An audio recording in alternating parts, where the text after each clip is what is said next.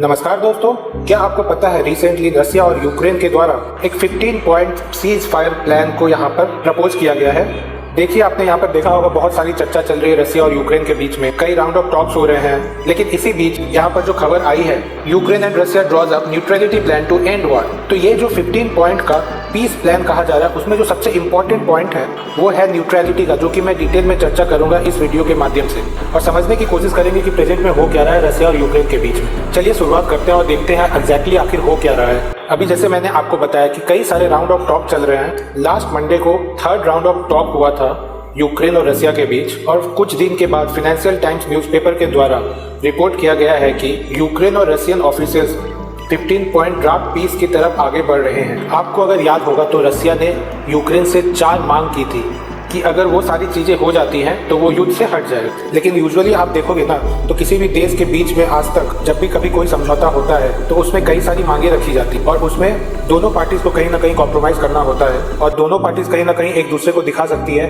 कि हाँ देखो, हमने उसको हराया। मतलब कि यूक्रेन अपने लोगों को दिखा पाएगा कि देखो कि हमने रसिया को हराया, और रसिया यहाँ पर ये दिखा पाएगा अपने लोगों को कि हमारा जो मेन मकसद था यूक्रेन में वो हम अचीव कर आ गए। तो उस तरफ कहीं ना कहीं ये दोनों देश आगे बढ़ रहे हैं ताकि जो ये पूरा वार है वो यहाँ पर थम जाए। और इसीलिए आप देखोगे एक पॉजिटिविटी का माहौल धीरे धीरे बन रहा है, चाहे वो फाइनेंशियल मार्केट हो, विश्व में कुछ ना कुछ आपको पॉजिटिविटी दिखेगी। जहाँ तक क्वेश्चन है ये 15 पॉइंट ड्राफ्ट आखिर है क्या, देखो इसके बारे में कोई डिटेल्स में पता नहीं चला है, लेकिन जो इंपॉर्टेंट पॉइंट है वो बताया गया है मीडिया सोर्सेज के द्वारा। इसमें से जो सबसे पहला है वो है न्यूट्रलिटी, मतलब कि यूक्रेन जो है वो न्यूट्रल स्टेटस रखेगा, अपने संविधान के अंदर न्यूट्रलिटी को बना के रखेगा। जैसे स्विट्जरलैंड आप देखिए, उनके कॉन्स्टिट्यूशन में न्यूट्रलिटी का स्टेटस लिखा हुआ है, उसी प्रकार से यूक्रेन को भी करना होगा।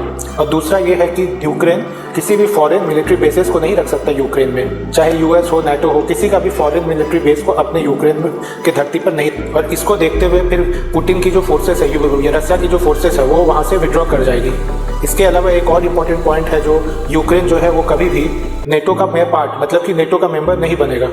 मतलब लास्ट टाइम, मतलब जब 1991 के टाइम से आप जब देखोगे, यूएसएसआर का जब से डिसइंटीग्रेशन हुआ है, बहुत सारे ऐसे रसिया के जो पड़ोसी देश हैं वो नेटो के मेंबर बन गए, जिसकी वजह से रसिया को ये पसंद नहीं आ रहा है। और इसके अलावा यहाँ पर और भी कुछ चीज़ें हैं, जैसे कि यहाँ पर बताया जा रहा है कि जो रशियन ट्रूप है वो अब कहाँ जाएंगे। यहाँ पर एक जो मेन इंपॉर्टेंट मुद्दा आ रहा है जिसको लेकर चर्चा चल रही है रसिया यूक्रेन के बीच में, कि अभी तो क्या है कि रसिया की फोर्सेस अंदर आ चुकी है, लेकिन जब रसिया की फोर्सेस विड्रॉ करेगी यूक्रेन से, तो क्या ये जो सेपरेटिस्ट रीजन है, डॉनबास रीजन जिसको कहा जाता है, डोनेट्स्क एंड लुहान, या जो 2 रीजन आपको देखने को मिल रहा है, क्या रसिया की फोर्सेस यहाँ से भी विड्रॉ कर जाएगी या फिर रसिया की फोर्सेस इन सेपरेटिस्ट रीजन में रहेगी नहीं रहेगी, उसको लेके अब रसिया और यूक्रेन के बीच पे यहाँ पर चर्चा चल रही है। और साथ ही साथ यूक्रेन यहाँ पर ये चाहता है कि कोई वेस्टर्न न्यूक्लियर पावर हो जो कि इस टॉक में इन्वॉल्व होना चाहिए, क्योंकि कल की डेट में रसिया ये फिर नहीं कह पाएगा कि हमने यहाँ पर ऐसा कहा था और यहाँ पर ऐसा नहीं हुआ। तो मतलब यूक्रेन यहाँ पर ये चाहता है कि कोई ना कोई वेस्टर्न न्यूक्लियर पावर हो जो कि इस एग्रीमेंट के अंदर यहाँ पर शामिल होना चाहिए। और इसके अलावा यहाँ पर एक लीगली बाइंडिंग डॉक्यूमेंट होना चाहिए।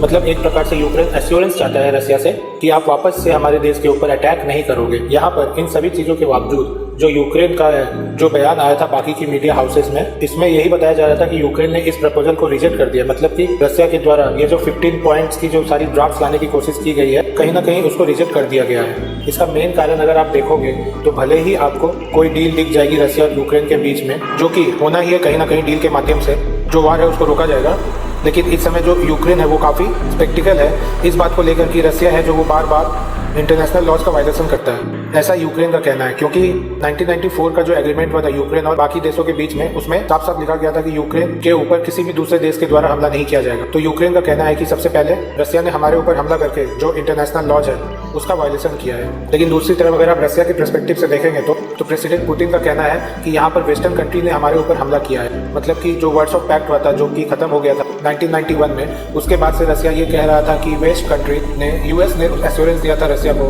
कि और वो नाटो के मेंबर्स नहीं बनाएगा ईस्टर्न वाले पार्ट्स के। लेकिन यहाँ पर क्या हुआ, अल्टीमेटली 1991 के बाद धीरे धीरे बहुत सारे ऐसे यूरोपियन देश हैं जो कि पहले वर्सोवा पैक्ट का पार्ट हुआ करते थे, वो नाटो का मेंबर बन गए हैं। तो दोनों यहाँ पर एक दूसरे को ब्लेम कर रहे हैं। जहाँ तक ये पूरे 15 पॉइंट्स की बात है, इसको लेकर देखिए रसिया का क्या कहना है कि व्लादिमीर पुतिन ये कह रहे हैं कि there will be no compromise, मतलब किसी भी कॉम्प्रोमाइज पे हम लोग नहीं आएंगे। हमारा जो मकसद है यूक्रेन के अंदर हमें वो अचीव करना है। मतलब वो 15 पॉइंट्स किया गया है रसिया के द्वारा, वो सारी चीज़ें रसिया हासिल करके रहेगा।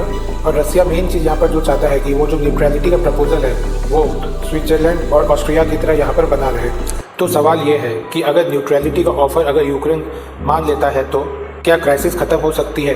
क्या रसिया अपने ट्रूप्स को वापस ले सकता है?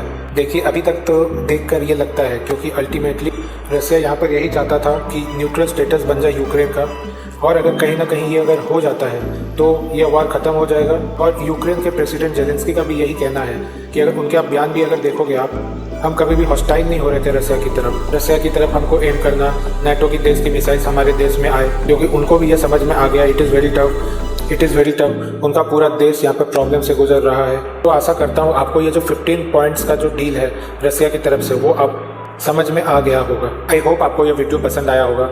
मिलते हैं फिर से कोई एक नए टॉपिक में। Till then, bye bye.